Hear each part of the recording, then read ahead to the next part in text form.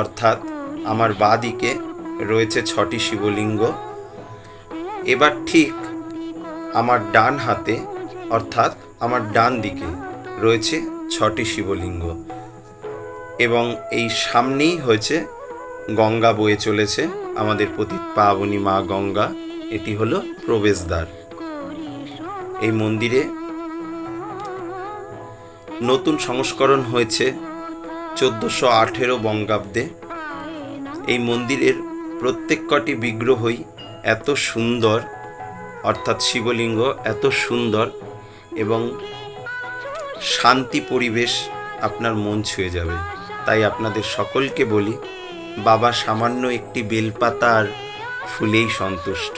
একবার আসুন, এই দ্বাদশ শিবলিঙ্গ মন্দির দর্শন করুন এবং ভোলেনাথের কৃপা লাভ করুন।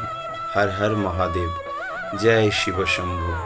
এই শ্রাবণে অবশ্যই একবার আসুন। জয় বজরংবলী, জয়